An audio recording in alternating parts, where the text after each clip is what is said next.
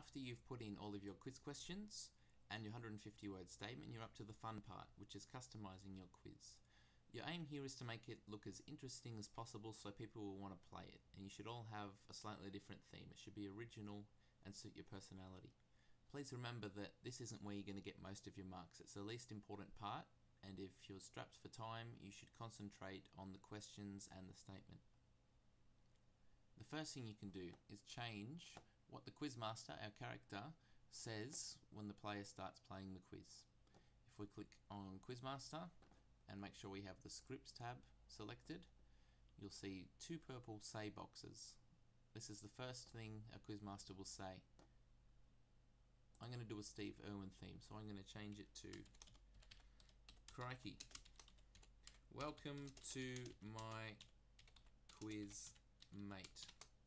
I'm going to leave the second part, click a button to attempt a question because that works fine for me, but it's up to you to change that to whatever suits your theme. The second part, when the user is playing the quiz, there are several things that can be said by the quizmaster depending on whether they get a question right or wrong. To change these, we click on Variables, scroll down if you need to, and tick the boxes for correct and incorrect responses. The correct responses, every time someone gets a question right in your quiz, Scratch will pick one of these for the quizmaster to say randomly. And anytime your user gets an incorrect answer, Scratch will pick one of these randomly to say to them.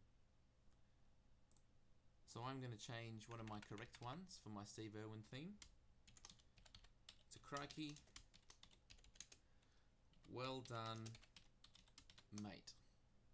And I'll change as an example one of the incorrect ones.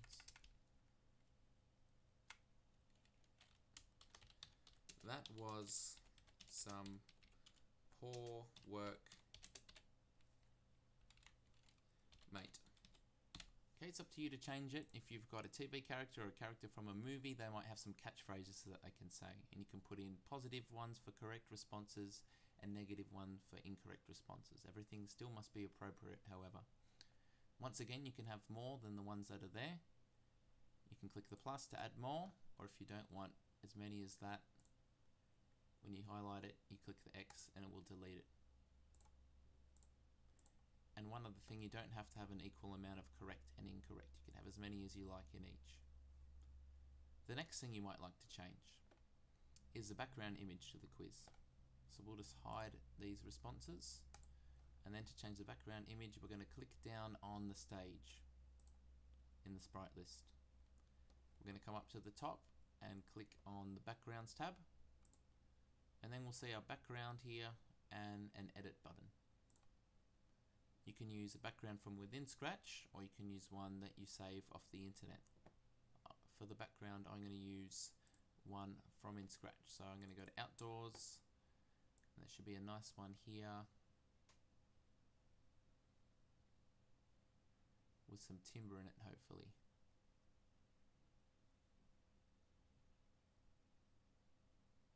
We'll put Steve Irwin in a driveway with some trees. Click OK. Our background has been changed. Done. The next thing you might like to do, and perhaps most important, is to change our actual quizmaster. To do this, we click on the quizmaster sprite from the sprite list. Make sure Costumes tab is selected, and then once again click Edit.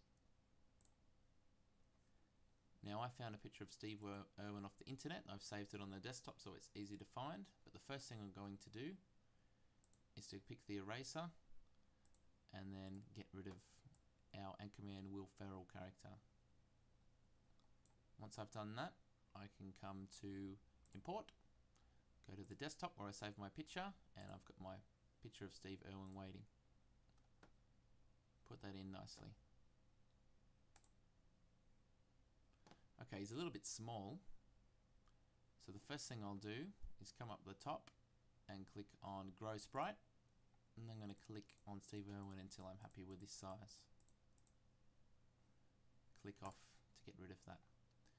I'm going to put him where I want him, and just a little bit of fine tuning. If you like, you can come back to Scripts and update the starting position to whatever it says up the top here. So for me that's minus 161 and Y is minus 98.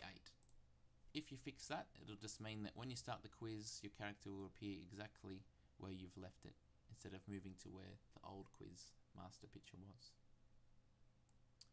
Okay, the last thing you might like to do is to add some sound effects. To do this, we click on Stage, and then on Sounds, and we can import some. The two sound effects you can use is a sound effect for every time somebody gets an answer right, and every time someone gets an answer wrong. So I've got some off the internet, some royalty-free sound effects. I've saved them on the desktop again. I've got a crowd excited one for when someone gets a question right. And I've got a crowd upset making an R sound for when someone gets a question wrong. If you like, you can also click record, and if your computer has a microphone, you can record your own sound effects. When you've got them ready to go, come back to scripts. You'll see one is labeled correct. I'm going to click crowd excited, and for incorrect I'm going to click R. And that's it. Every time someone gets an answer right, it'll play this sound effect. Every time someone gets an answer wrong, it'll play this one. And your quiz is customized.